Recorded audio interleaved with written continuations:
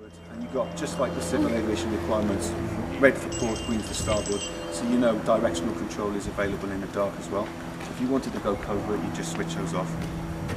Okay, and at night, you can probably tell just now it's not very noisy, so you can sneak up on anyone, or you can have a visible presence. That's why I've got this high-vis band on here at the moment. Because what you get is sometimes members of the public get a bit funny about this thing with the camera dangling off the bottom. You can fly illegally 400 feet above ground level, so I could go from here now 400 feet up and then 500 metres away line of sight. If though there was a massive fire at a warehouse, it was a risk to life, and that was more than 500 metres away and you had to go up higher again, providing you were in immediate airspace, say Gatwick Airport or on the approach or climb out there, you could say to the CAA, we had to do it, it was justified and necessary, so you'd be okay. But normal run-of-the-mill operations, not more than 400 feet, no more than 500 metres line of sight. So then you get a pretty good, to be honest, 150 is the average, from feedback I get, the average height for operations. And the longest running one so far is with Staffordshire Police. And they've used it with me as well. We've both been out on jobs, they've gone out on their own. Bee Festival, Fatal RTIs, MISPAs, all sorts. I know the Queen was visiting one of the sites. They've got some big war memorial near Stafford, I can't remember what it's called now. And what they did was fire along the roof line with bombs that might have been placed. If you just make sure you push the clip in there, out comes the camera, and it's as quick as that. You just put your next one back in, and then attach the bus and you're off. On the 150, the larger one, you can change payloads in the air from the ground. So you can say, okay, there's my suspect. How do I know it's him or her? Because I'm on thermal imaging, I've got their heat source but don't have any facial features. You just switch the camera and then you can say, right, that's it. And say you're leaning into wind because the wind is getting strong. Maximum is 28.8. All of a sudden you get a 35 mile per hour gust. It'll just move with that extra amount of wind in the direction. So what you do, we do this in training, is never fly to the maximums of on a very windy day. And you've got friction layers as well, so the higher you go, wind direction changes and speeds increase as well. So on a day like this, you think, hey, this is quite nice. 400 feet up, it could be 35 mile per hour winds, and then you can just bring it down quickly.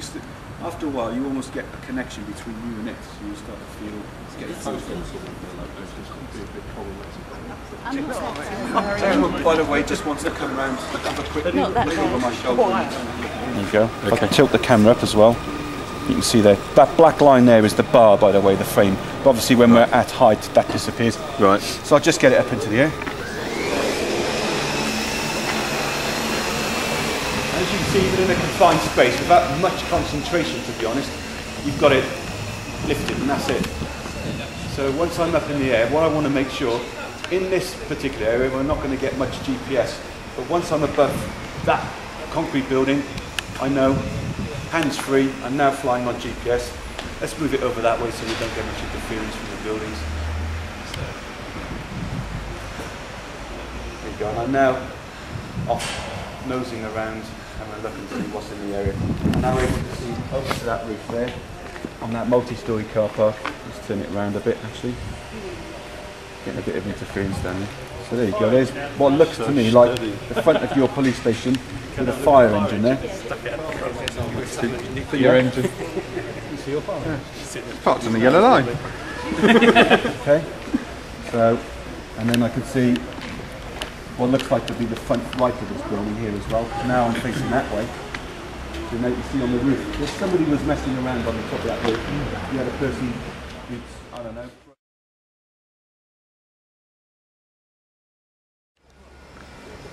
This way, that's a pretty good hit in the bunch. It's just really sharp. Yeah, I mean, it's so precise, isn't it?